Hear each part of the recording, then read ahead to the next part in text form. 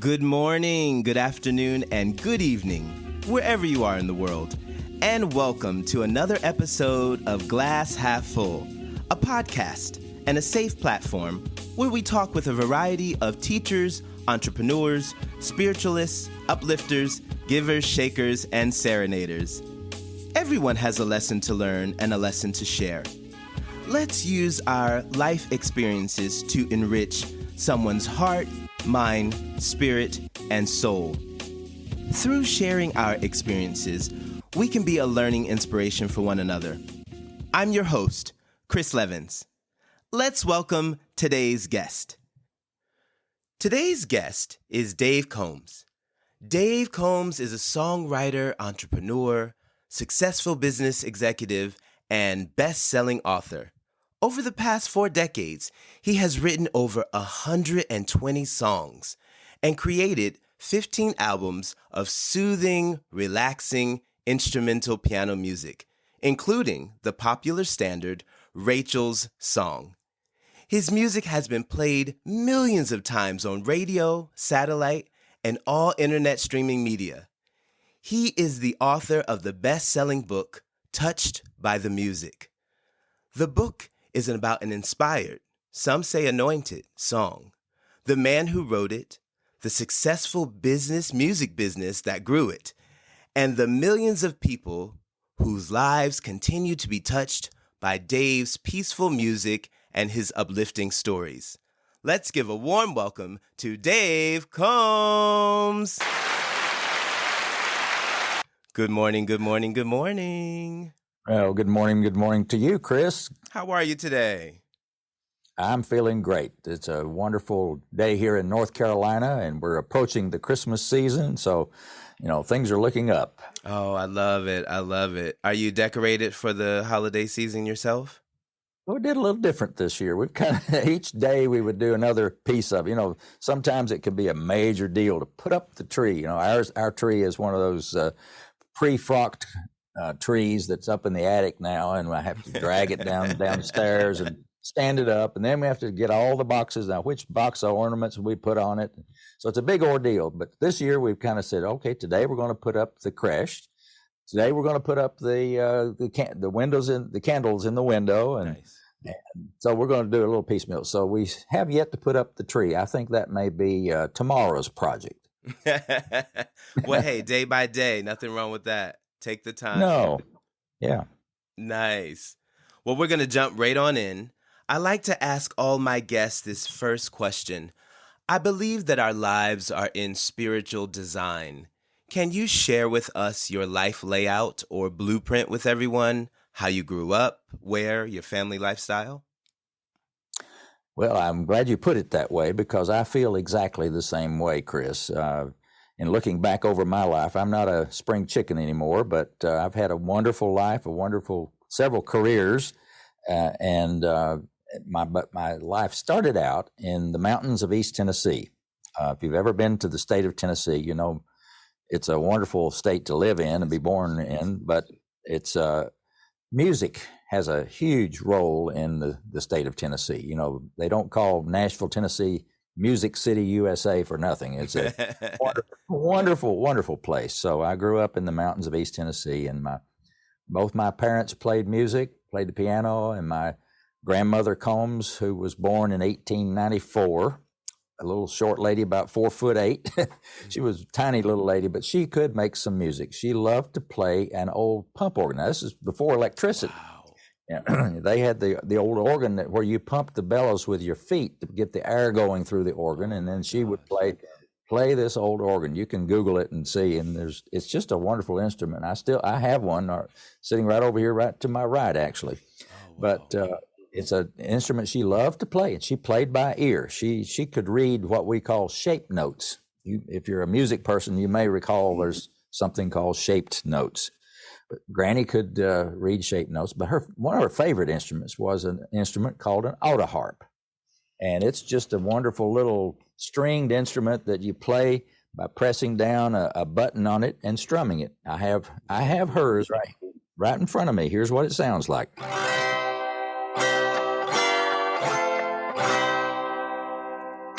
That's awesome. And is Isn't this that is awesome? hers? This is hers? This was hers, and in her will. Now, she passed away some years ago. 1989, she passed away. But in her will, I have the piece of paper here that says, this harp belongs to my grandson, David Combs. Oh. So that's in her handwriting. It says, so I'm really proud of this simple little instrument, but it reminds me of my roots. I love and it. my music background. And so I grew up around music in East Tennessee. I was a member of our local church, Baptist church, and music was a big part of our worship service at church. We had wonderful organ and piano and choir music, and very inspirational. High school, I had my own Mr. Holland's Opus, if you've ever seen that movie, that Mr. Holland, he was the music. I had my own version of that, and his name was Uncle Pat Alderman. Anybody from my hometown will know instantly Uncle Pat Alderman, the name. And so he had a big influence on me. I went to college. I was a math major, a physics minor, but I also volunteered for the university choir. And in my last 2 years of college, my local church asked me to be the choir director. And they paid me a little bit of money to help me through college. And so I did that. Got my first job in Western Electric in Winston-Salem, North Carolina. And I was a computer programmer. And so my background is in information technology and mathematics, physics. I'm a scientist kind of by training and education and occupation. But music has always been kind of an underlying foundation of my life. And when I would come home from work, I'd head straight to the piano and sit down and play something just to relax and get my head out of the computer stuff and back into real life at home. And one evening, I was 33 years old. In 1981, January, I sat down at my piano and I played a song. It wasn't a song I'd heard before. It wasn't something I had just sat down, I'm going to write a song. I just sat down and played and started playing. And what came out was this song. And I loved the way it sounded, the way it flowed and everything. It was really, really fun to play. Didn't think much about it. A couple of days later, my wife, Linda, came home from her job. And she says, Dave, I've had this song stuck in my head all day long. What's the name of it? And she hummed a little bit of it. And she goes, da da da dum da da da da da dum. I said, oh well, it doesn't have a name. And she says, what? You play it on the piano all the time? I said, well, it's something I made up. Well, she got all excited and said, well, wow, that's amazing. Have you written it down? I said, no, I won't forget it. It's in my head. And she says, oh, you better write it down because if something happened to you, I would not be able to replicate that song. True. So, okay. So I did. I wrote it down. I wrote down what's called a lead sheet, the melody and the chords on a piece of paper and put it in the piano bench and everybody's happy. Well, that was in 1981. We tried to think of a name for it and couldn't come up with anything that seemed appropriate. And then in 1983, 2 years later, some friends of ours had a little baby girl named Rachel. And her parents asked me and Linda to be her godparents. So at her christening service, Linda and I are sitting there in the church, in this little country church with the family and the minister. It was a private service. And we're sitting there, we're listening to the minister say all these wonderful things and a blessing about this sweet little baby girl. And at the front of the church, on the middle of the platform, was a beautiful grand piano. And I caught my eye, of course, and so I punched Linda and I said, "Hey, Linda, what do you think? What are you thinking? You know where I'm going on this. What do you think about me playing this song on the piano for this service?" And she said, "That's a great idea." So I went up, of course, and asked permission, since it wasn't supposed to be a concert for me. It was so they said, sure, they do that. So I went over to the piano, sat down, and I started playing this song. And I got, about halfway through it, and I hear in the audience people clearing their throat and a few little sniffles here and there. And I noticed that even my eyes were getting a little bit moist and teary. And by the time I finished the song I think it was just an emotionally beautiful experience. And I looked over at little Rachel. She was in the arms of her mother. And I said, well, from now on, this song will be called Rachel's Song in her honor. And Chris, that's how my first song I ever wrote, that's how it got its name. And that name just was perfect, and it stuck, and it's still 40 some years later, it's still the perfect name for that song. Yes, that is awesome. That is so great. Super, super. So, and tell us about, so Rachel's Song, okay, it started then, and it has turned into something amazing. Could you have imagined that in that moment that it would create a future for the music that you would make for this particular song? Did you know the impact that was happening from this, or you just felt like, just a little something? I knew it was special. I just didn't know how special. Now, I love the title of your podcast, Glass Half Full. Yes. My life has been one of optimism, a glass half full approach to life. I started out in the East Tennessee mountains. We were a family that had not much money to speak of, but we didn't consider ourselves poor. We were not wealthy, And so, my mother, bless her heart, she raised me and my brother pretty much by herself. She and my dad split up when I was about 10 years old. And so I was raised pretty much by a single mom in the mountains, and so we had to scrape and scrimp to get by. But she always instilled in me and my brother the attitude of, you can do something. She insisted, you're going to go to college, you're going to get your college education, you're going to make something out of yourself. And so she always had that positive attitude. So with that attitude, starting yourself off in life, you can go anywhere you want to go, no matter where you came from. Mm. So, yes. And early in my career with Western Electric and my job and everything, I still had kind of this entrepreneurial attitude of wanting to do something for myself and whatever. I remember picking up these books, and I know you'll know back to which ones I'm talking about. The Power of Positive Thinking by Norman Vincent Peale. Yeah. Linda and I were in New York City one time on a business trip, and on a Sunday morning, we jumped in a taxi cab and went to church and got to hear Norman Vincent Peale himself deliver a sermon. So I never will ever forget that. But I treasure this little red book that says The Power of Positive Thinking by Norman Vincent Peale. And another one that I read is Dale Carnegie's How to Win Friends and Influence People. I know you've read that book. And then there are others, the Magic Power of Self-Image of Psychology by Maxwell Maltz, The Magic of Thinking Big by David Schwartz, Think and Grow Rich by Napoleon Hill. All those kind of books. My wife and I read those, and because we really did believe that you can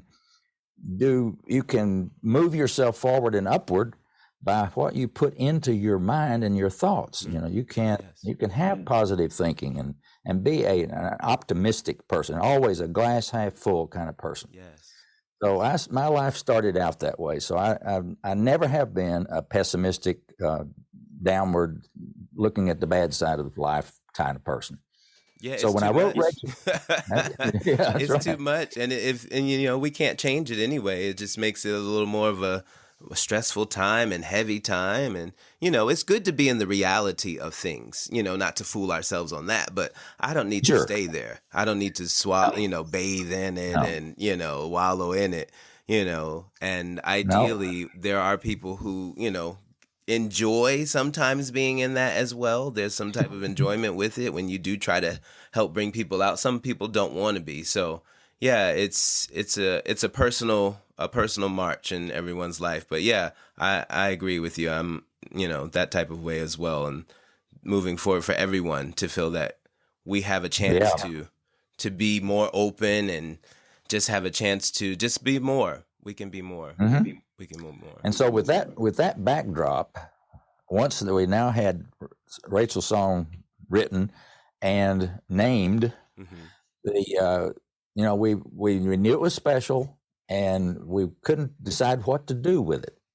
Well, roll the calendar forward about 3 years to 1986. At this time, I was doing a lot of traveling with Western Electric, which was shortly to had already become AT&T. The Bell system had broken up, and so now I was working for AT&T. And my travels, ironically, and I don't believe this was coincidence, took me quite a bit of time in Nashville, Tennessee. AT&T had a manufacturing plant in Nashville, and I was helping them cut over some new software at the plant, and going there on Monday and working all week and coming home on Friday. And Linda says, well, Dave, Nashville has tons of recording studios and musicians all over the place.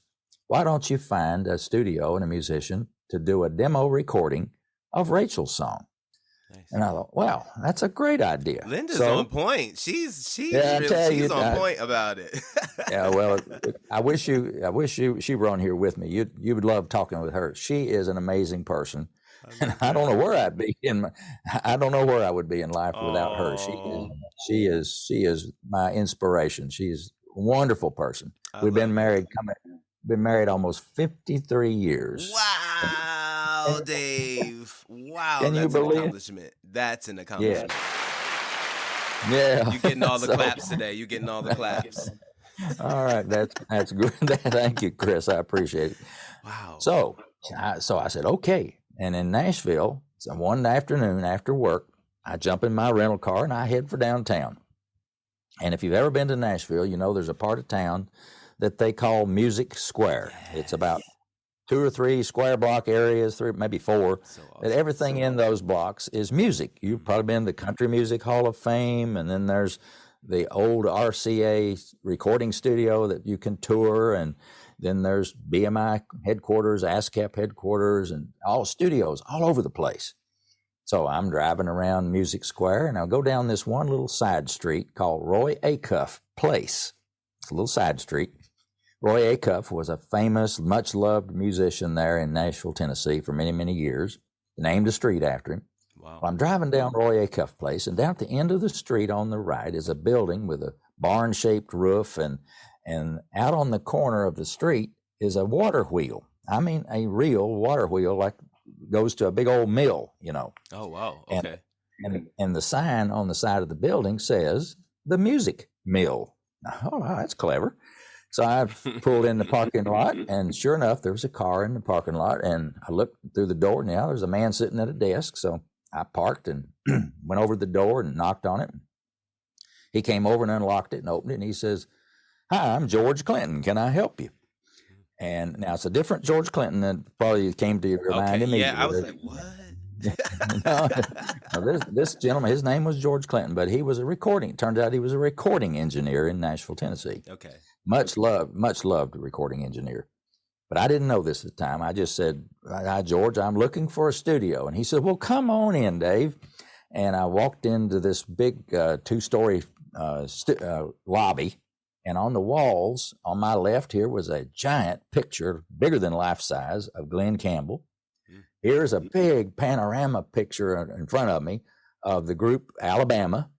And then there's the Forrester Sisters, and then there's gold records and platinum records plastered all around the wall. You know how you've probably seen pictures of a studio that they're proud of their accomplishments. And well, this one had a bunch of them. And so I knew immediately I had landed in a good place.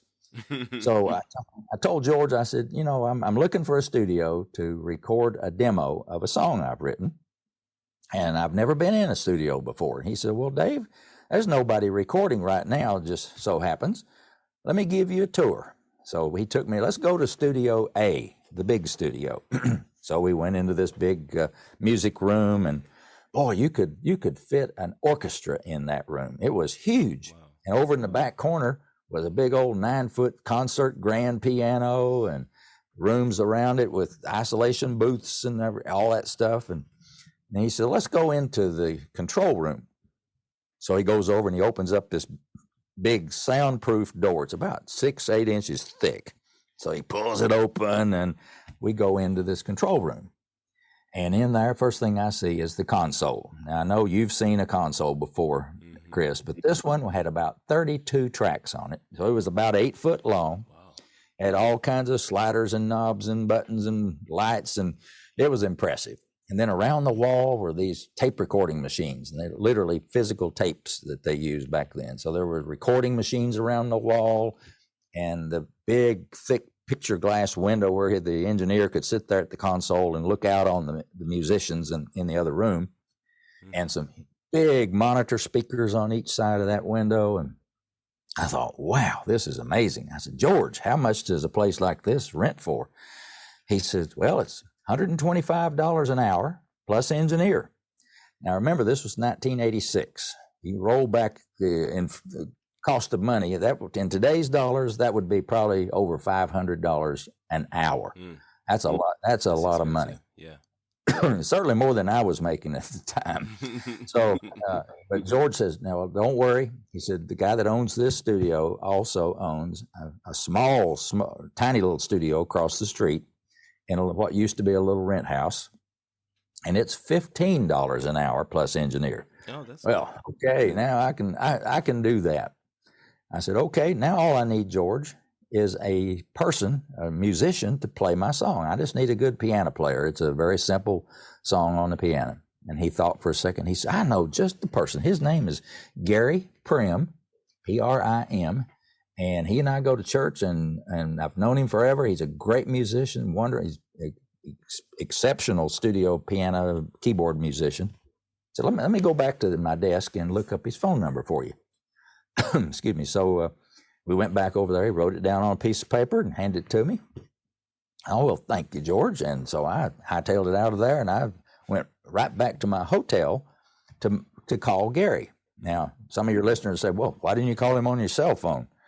Well, this was 1986. Cell phones hadn't even been invented. And we didn't even have the internet, no email. Right. So I go back to people. Payphones or landlines in the hotel. So I go to my hotel room. I call Gary's number and got his answering machine. In about 30 minutes, he called me back.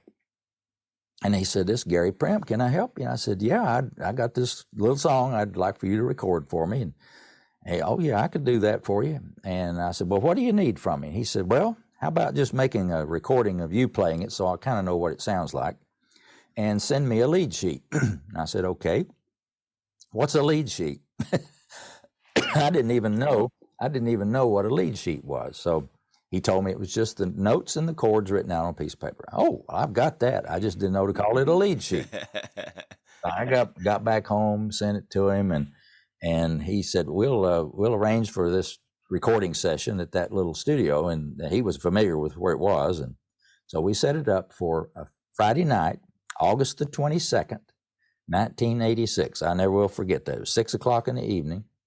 It was a date and time that one of those watershed moments, threshold moments for me in life that it would just change my life forever. So that Friday evening, I met Gary Prim in person for the first time. He walks in carrying his little Yamaha DX7 synthesizer, wonderful analog synthesizer. I have one. I'm looking at it right now in my studio here. And so he comes into this little studio, and I meet him. He's friendly as he can be, wonderful, easy to know and to be with kind of person. Mm-hmm. So he sets up in the recording room with this little baby grand Yamaha piano. And later I found out this was the first Yamaha piano ever shipped to Nashville from Japan. Wow. Ironically, you're in Japan right now, but that's where Yamaha originated. Yes. So the first piano come to Nashville, Tennessee, was the one that Rachel's song was recorded on. Wow. Isn't that amazing? That's awesome. Yeah. I love it. Wow. So I'd love to take you into the studio with me now and let you kind of vicariously experience what I did. Yes. Gary's sitting at the piano in the music room, and me and the recording engineer are in the control room. And we can see him, of course, through the glass window. Gary's sitting there kind of warming up. Pretty soon he says, well, I'm ready. So the engineer says, well, I'm ready. So he sets up 2 tracks on the recording machine to record. Mm-hmm.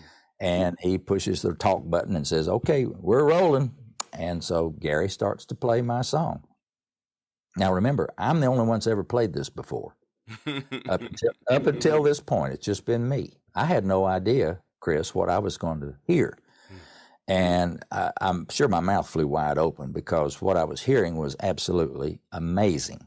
It was my song, and I instantly recognized the melody, but his beautiful style of playing and arranging the song was just amazing. Well, he got, maybe halfway through the song, and he stopped. He says, let's start over. I can do better than that. So we rewound the tape to the beginning and push record again. We're rolling. So Gary starts playing. He plays the whole song. He gets through the first verse and the chorus, and then he plays it again, the verse and the chorus. And then and it's in the key of C, just the same as I played it. And then for the third time through, he bumps it up a half a step to the key of D flat.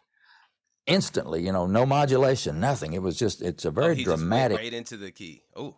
Yeah, I mean, it just took up da da da da, and then boom, right into the key, upper key. And it's kind of and in musical terms, I think you would call it a musical surprise, or it's what kind of gives some songs energy and lift. When you're not expecting it, and whoa, you kind of go, wow, that's great. So he plays the last verse and chorus in the key of D flat and ends it. And I'm just blown away by what I'm hearing. And if he'd have stopped there, I'd have been as happy as I could be. But he came into the control room. He says, "Okay, I said, "That sounds great, Gary." And he said, "Well, I'm not done." He said, "I've got some plans for some instruments behind the piano to support the piano part." And he said, "I'm going to double the piano part on an electric piano sound, so that it will sound more a fuller sound, and I'll do that with my synthesizer." And then he said, "I think I'll add some strings. I want some low strings to give it a little bass bottom to the song, and I'll add some high strings. And then right in the middle part of it, I hear some horns kind of thing going on." I said, "Okay." So he goes back out into the room and sets up his synthesizer, and of course, the engineer, he adds 2 more tracks, and Gary puts on his headset so he can listen to the piano part he just played. And so he's playing along with himself, basically, on the synthesizer. So he adds the electric piano part, and he nailed every note that he had played. Now, when you hear the recording, and you're going to hear when you're finished with our podcast here, I want everybody to go and play Rachel's song, and I'll tell you how to do that here later. But you can hear the point in the recording where he starts adding the electric piano to the piano part, because it'll sound a little different, a little fuller.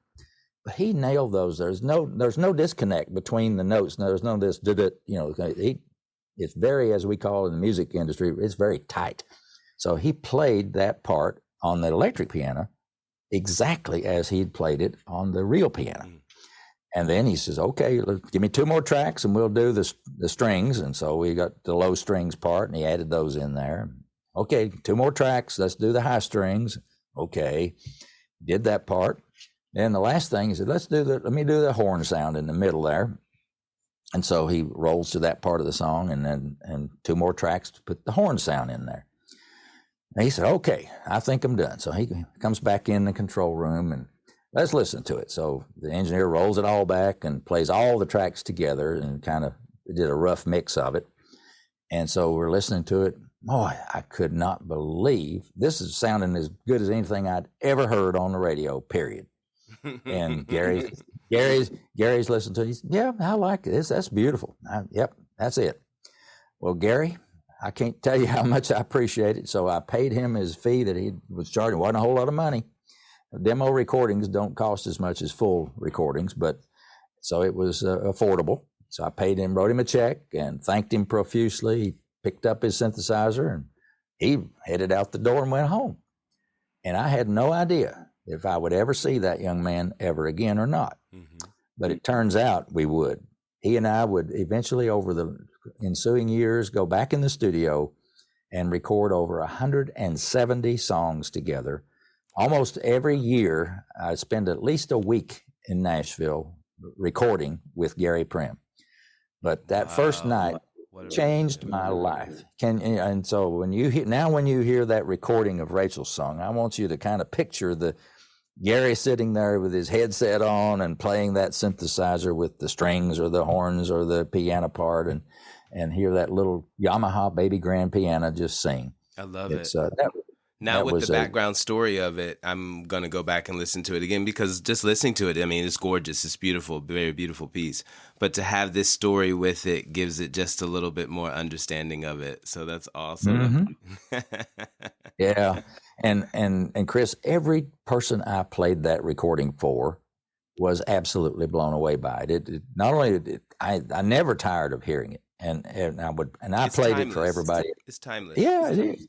And so even today, anybody that listens to it for the first time just seems to be emotionally moved by that music, which is really, it's a mystery, but it's a blessing. It's music touches people. Music is a universal language. It doesn't matter whether you speak English or Japanese or German or whatever language you speak. An instrumental song can reach and touch you. It doesn't matter the language. So and true.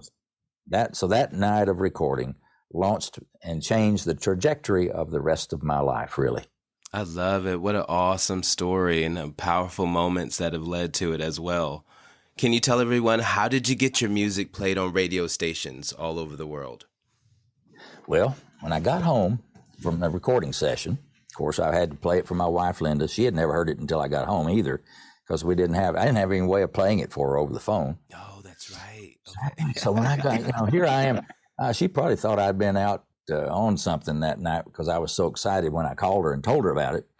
But I said, you just have to hear this when I get home. So first, I think when I got home that next month, I had to work through the weekend that weekend. So I came home on Monday that week. So as soon as I got in and kissed her hello, I said, we headed straight for the tape machine to play it. Sat down on the sofa, and she listened to Rachel's song with me for the very first time. And she was absolutely also blown away by it. And later that week, I was having lunch with a dear friend of mine by the name of Bob McHone. Bob is a radio personality, a wonderful voice. He does a tremendous lot of voice work. You'd appreciate that. I call him the Paul Harvey of Winston-Salem. He's one of those with that deep radio voice, and he had a Saturday morning radio program that did the big band jazz kind of music. And he's one of those where he'd tell you who the orchestra leader was, who played bass, and who was all this kind of thing. And he was an aficionado of big band jazz. Mm-hmm. Well, I told him the story. We were having lunch, and I said, Bob, I tell you what happened this last Friday night at Nashville when I got my song recorded. And he said, wow, I got to hear this. So after lunch, we went over to his office, and he had a boom box there in his office. Oh my and I gosh, wow. the cassette tape in the boom box, and I can still see him sitting there with his head real close to the speaker so he could hear it real good. And he had his eyes closed. He was listening to Rachel's song with his eyes closed. And he would sit there, and as the song was going through, I'd hear this universal approval sound that goes like this. Oh, he was just, he was really into this song. When it finished playing, he had tears running down his cheeks. He says, Dave, that is the most beautiful song I've ever heard. Said, that is going to be a standard hit, got to be. And he said, you got to let me play that on the radio, on my radio program. I said, well, okay, sure. Well, all I had was the reel-to-reel master tape that I'd come home with and some cassette tapes. So I said, well, here, take this master reel-to-reel tape with. Wow, you gave go to him the the radio master station. reel. Wow. Yeah, the only one. I said, you take care of it, because that's the only one in the whole world. Oh, my gosh. So he took it to the radio station. They made a high-fidelity copy of it, of course. And that Saturday morning, Bob, on the first of his radio program, announced and told about Rachel's song. And this is 1986. 1986, right. It was like the 22nd, 29th, 30th, about the 30th of August, 1986, on a Saturday. Wow. And so Linda and I are at home listening to the radio, 94.5 FM, and Bob comes on and announces the song. And we all sit there and hear Rachel's song on the radio for the very first time ever. Oh, my gosh. And that was another one of those pinch yourself moments. I can't believe I'm sitting here listening to my own music being played on the radio. So awesome. Well, and we were just blown away. And in about an hour, my phone rings, and it's the station manager for the WKLM radio station. And he says, Dave, I've been in radio for over 20 years, and I've never had anything like this happen. He said, when Bob played Rachel's song on the program this morning, our phone bank of about 15 phone lines lit up. I mean, every line was somebody calling in, wanting to know, what is that song you're playing? What's the name of it? How can I get a hold of it? Tell me more about Rachel's song. Tell me more about this Combs guy in Winston-Salem.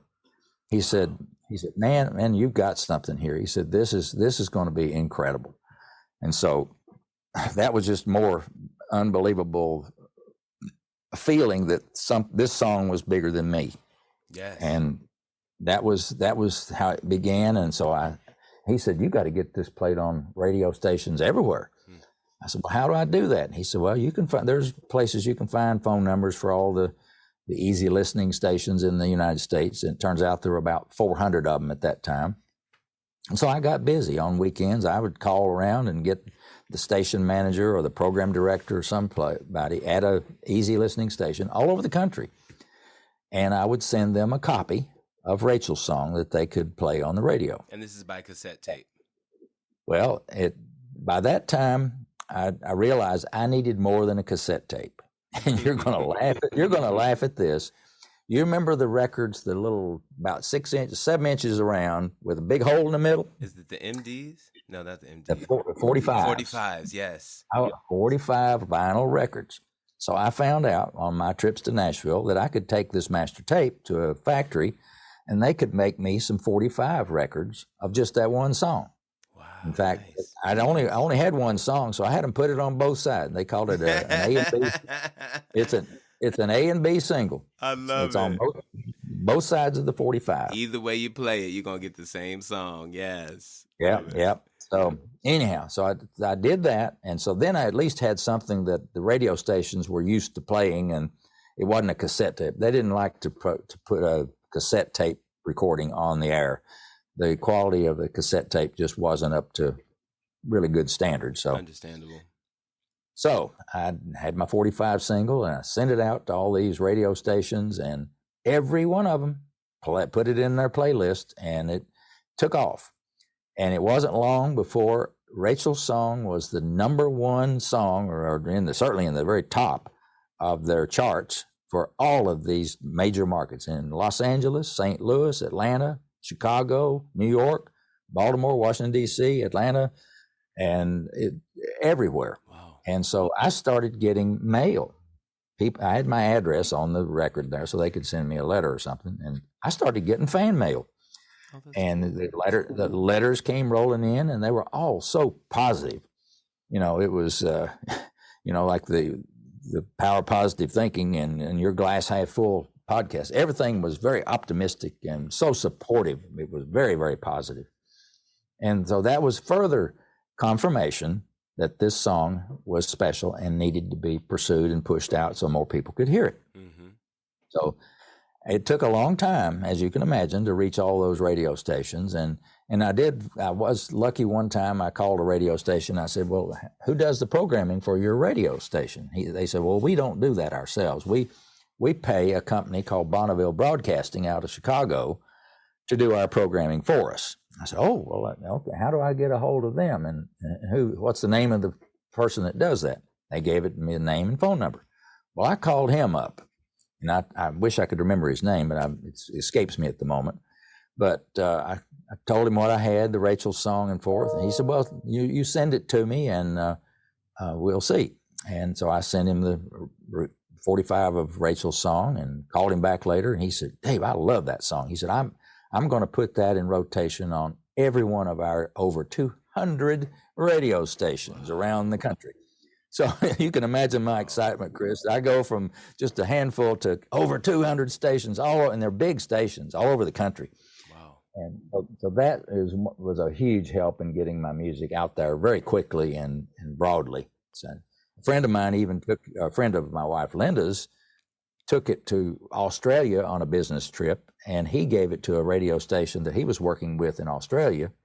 They put it on the air, and my song, Rachel's Song, became the #1 requested instrumental song in the country of Australia for 2 years in a row. What? Wow. Okay, that's a So, big feat. yeah, Not even that in was, the United States, but in another country. Wow. yeah. So I started getting mail from Australia down under. So anyway, that's how I got it from that one little radio performance to around the country and around the world. Now, when they play your song, are you paid anything for it, or is just the recognition of the song being played on the radio? Yes, and I learned about that from another helpful person in Nashville.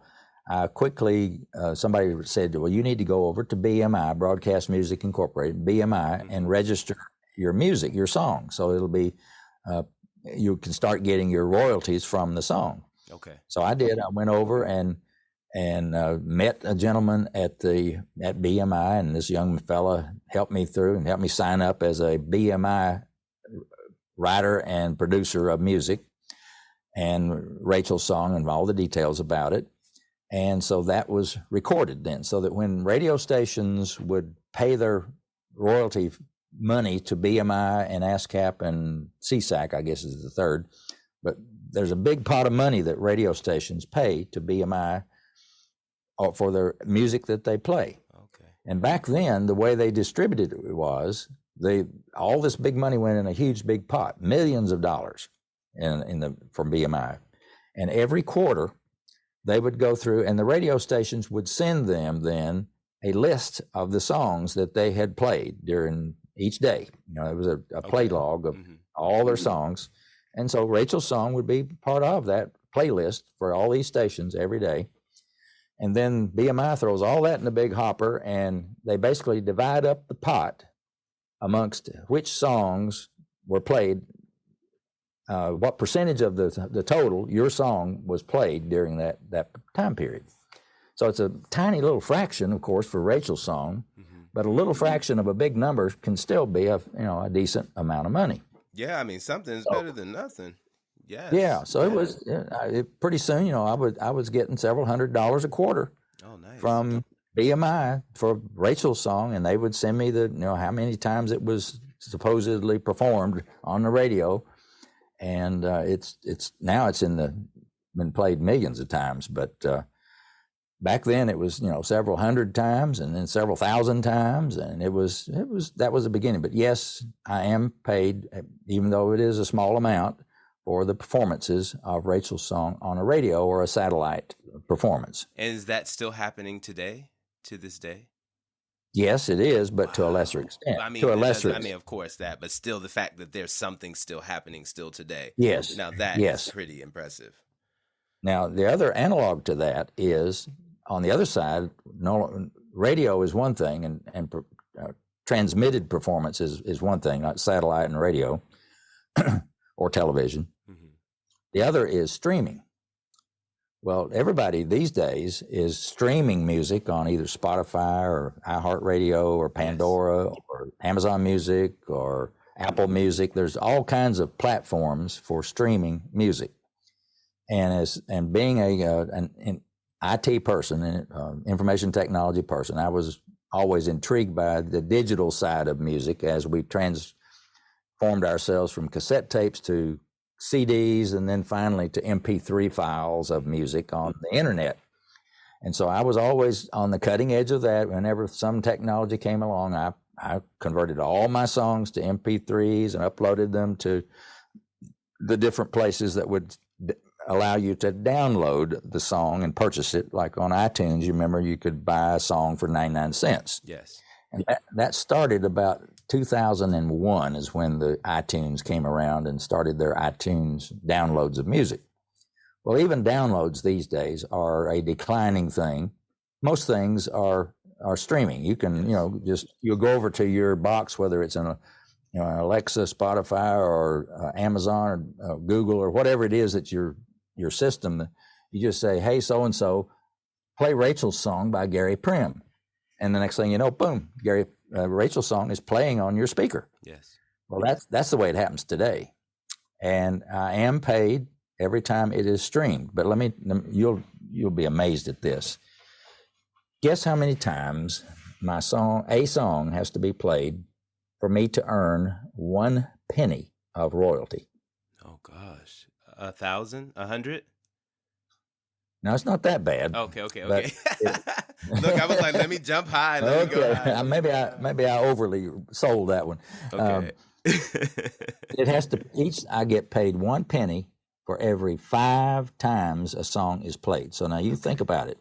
Your song is probably, let's say 3 minutes long. So 15 minutes of people listening to my song on a platform that's probably listened to by thousands, if not millions of people.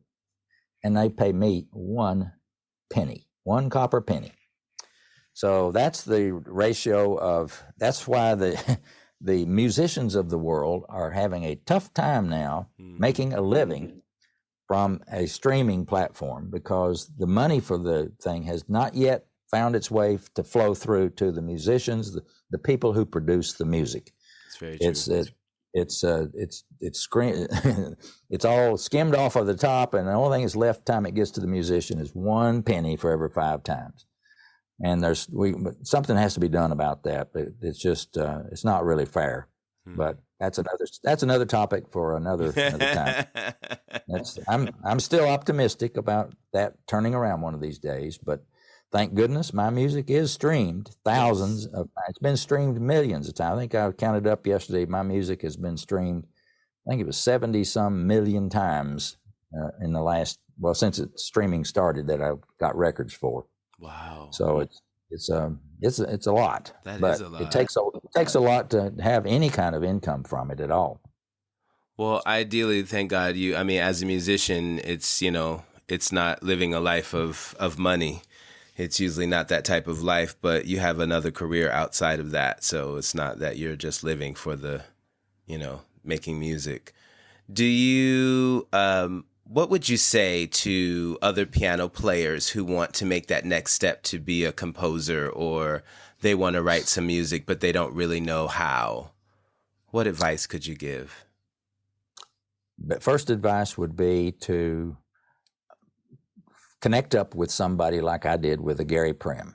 If you're a musician and your skill is songwriting, you can connect up with a performer of some kind to perform your music if you're not a performer.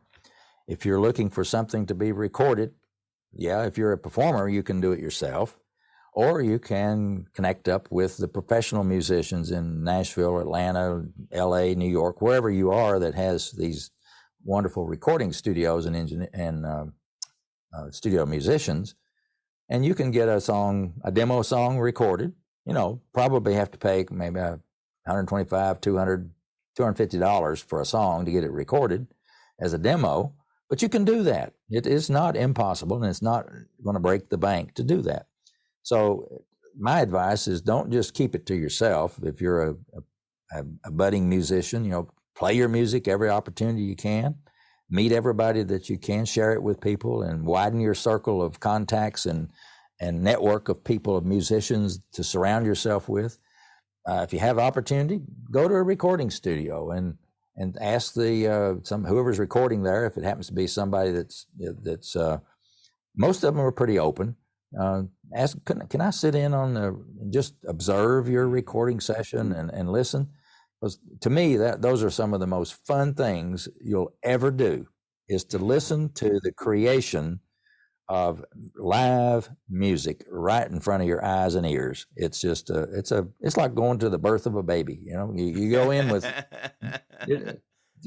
a piece of paper and you come out with a beautiful, beautiful piece of music. It's just incredible. And most musicians and engineers and whatever, will be so supportive you won't believe. They're wonderful people. I love going to Nashville, Tennessee, and I've been able to sit in on a few other groups recording, and it was just as fun and as inspiring as mine was. It's just that everybody is there to love. They love music. They love making music, and they're so gifted and talented you won't believe it. But so make your network, broaden your network of people to include other musicians, and take advantage of every opportunity to spread your music around to other people. And who knows what'll happen? Maybe you'll meet a Gary Prim like I did. Yes, that's great advice, definitely. I wanted to ask, what is your process for coming up with writing music? What does Dave Combs do for writing a song? Do you just sit down one day and just write something out? Do you put some chords down first? Do you hear a little melody in your head and you write it out? What's your process? Well, my process from Rachel's song all the way through the 120 plus songs that I've written was to sit down at my piano and just start playing something. And like you said, maybe sometimes I just sit down and play a few chords or a chord progression that kind of sounds good to me, and just kind of let those notes ring in my head and doodle around with my right hand for a possible melody to go with that chord progression and see what comes out. And it's a discovery process for me. It's not a one of I already have in my head the melody and I'm going to sit down and play it. Okay, you're finding it as you. That is a good way to put it. I find it. I describe it as I'm having a conversation with the piano. The piano and I are talking. I put my fingers down there and I'll play something and I'll listen. Oh, that sounds pretty good. And sometimes by accident you'll play something and whoa, what did I just do? Oh, that sounded pretty good. So then you expand on that little phrase and make it into something else. So it's really a process of me sitting on the piano bench and playing. It's kind of funny. My second album that I produced, called Beautiful Thoughts, my wife said, all right, Dave, I want you to, I was working, we were living in Maryland at the time, working at AT&T. She said every morning, and she got up because she was working downtown Washington, and she would get up early, like 5 o'clock, and head out the door by 6 o'clock. And so she said, I want you to get up early with me, and after breakfast, go in there and sit down at the piano and write a song every day. I want you to try to write a song, or at least the beginning of a song, every day. I said, okay. So I did. And she called it the Bob technique, B-O-B. Okay. Butt on bench.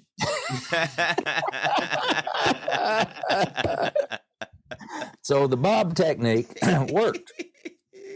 And so I sat down, I would doodle around, and hey, that sounds like the beginning of a song. And I'd jot down the song and the lead sheet part of it. And by the end, before I was finished, I'd have the beginnings or maybe even a complete new song. So I did that every day for weeks and weeks. And that's how I wrote all the music that is on the Beautiful Thoughts album. Wow. Which is my second album. And it's one of my favorite albums to listen to and to play along with. It's just a great album. But so yeah, I sit down it's me and the piano having a conversation is how my music gets created. I love that. And I loved how you explained it that way. That is really so cute, with you talking with the piano. And once again, clap for Linda. She is on the ball. She is on the ball. Yes, I love the Bob. That is so great. So great. Nice. Very, very nice. What message do you want people to leave with after hearing your music? Well, those that are listening to the music, I hope it does for them what has happened to the millions of other people that have listened to it. I've gotten letters from over 50,000 people over the years. Wow. 50,000. I have boxes in my basement full of letters, and wonderful letters and notes from people telling me what my music has done, how it touched them. And there's many of them are so optimistic and so positive. Some of the I was looking at them a while ago just to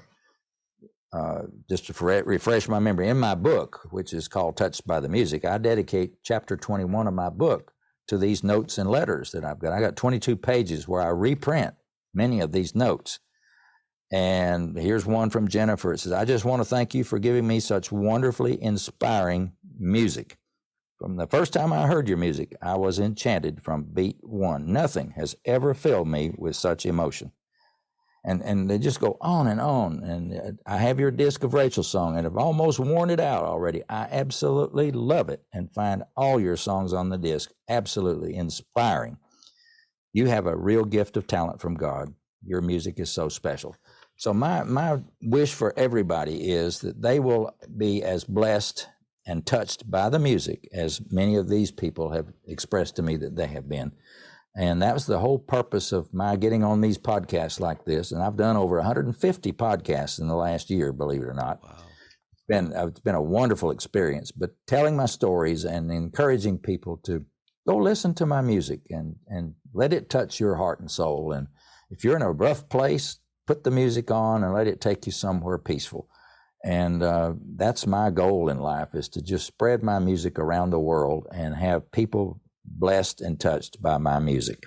I love it, Dave. I love it. I love it. So great. So great. Just curiously, I'm interested to know what song touched you as a child that maybe when you hear now it takes you back. What was a song that you listened to since you grew up in a house of music? Was there something particular that your family would play or sing? Well, yes, I guess of course, I grew up in church. I still can hear my granny sing "Amazing Grace." Yes. She was such I can still hear her voice singing it, and I never will forget the first time my church and choir played and sang "How Great Thou Art." Oh, that's another good one. It's just this was in the late 50s, I believe it's late 50s when the song came out, and that every time I hear that song, it just takes me back. It just it just touches me. Me too. And so those kind of songs, and I had an experience since I ended up as a choir director in last years in college and first 2 years working. A musician that created wrote thousands of songs, religious songs, and was John W. Peterson. The choir folks in your audience will remember he wrote cantatas, these Christian musical, Christmas cantatas, Easter cantatas, all great cantatas. But his music was so different from the Christian music that we'd experienced up to that point. And his music was full of, I wouldn't call them jazz chords, but they were different chords than you would normally find in the church music hymnal. Some major sevenths and minor sevenths and progressions that were a little different but they sounded so good. So he was kind of my musical hero as I was a young choir director, and we sang I conducted many of his cantatas at Christmas and Easter time. And so I loved the John W. Peterson music. And later in life, my wife and I were traveling to Scottsdale, Arizona, and I learned that John W. Peterson had retired and moved to Scottsdale, Arizona.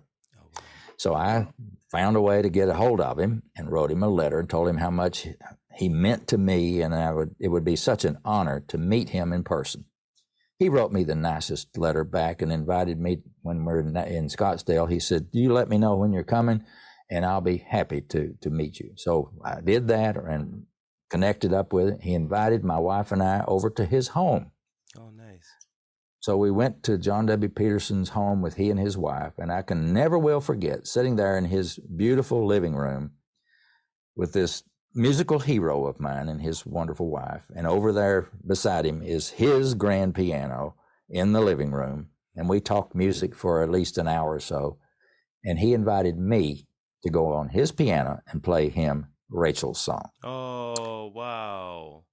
And I did. Wow. And so I wish I'd give anything if I had a recording of that whole meeting with him. But that was to meet your hero of your musical life is just, that's right up there, isn't it? Yeah, that is up there. That is up there.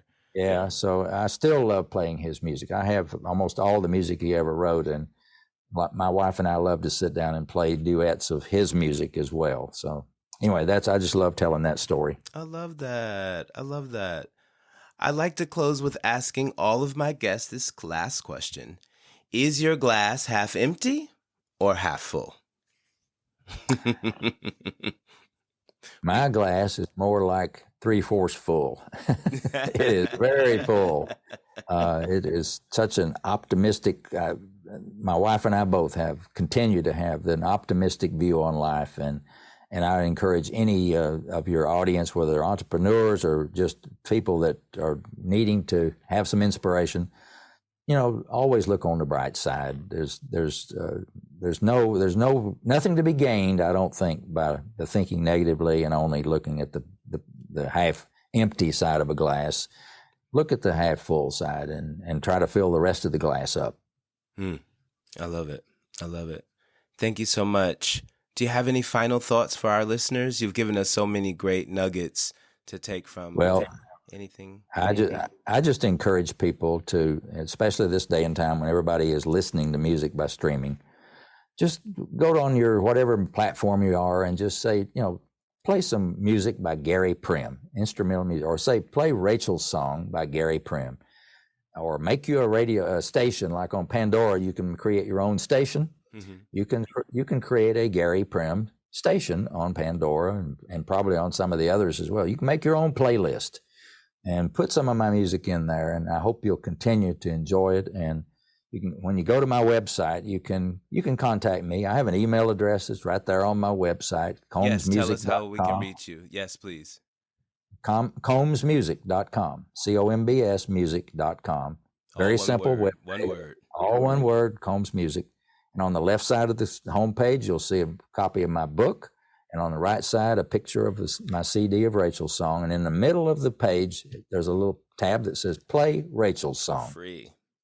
For free, and you can download it. Yep. And it's for free. And that is the exact same unedited version of that demo recording that I described earlier. So when you listen to it, put your headset on, close your eyes, and sit there in that studio with me and imagine Gary Prim sitting on the other side of the glass playing that music for you. I think you'll enjoy it. I love it. I love it. Thank you so much for being a guest here on Glass Half Full today. We are so happy to have had you. We appreciate you. Well, thank you, Chris. It's been a pleasure to visit with you this morning. Maybe we can do this again sometime. Yes, indeed. Yes, indeed. And all of this information is going to be listed in the posting, so they'll be able to find your website as well as some information about Rachel's Song as well in there. So thank you so much. We appreciate you. Thank you, Chris. It's been a pleasure. Yes, you're very welcome. Take care. And thank you to all our listeners listening in to another episode of Glass Half Full, a podcast and a safe platform for everyone to share their life experiences. Once again, I'm your host, Chris Levens. Please subscribe, follow, and rate this podcast on Apple Music and Spotify for more learning experiences. Until next time, know you are blessed. See ya.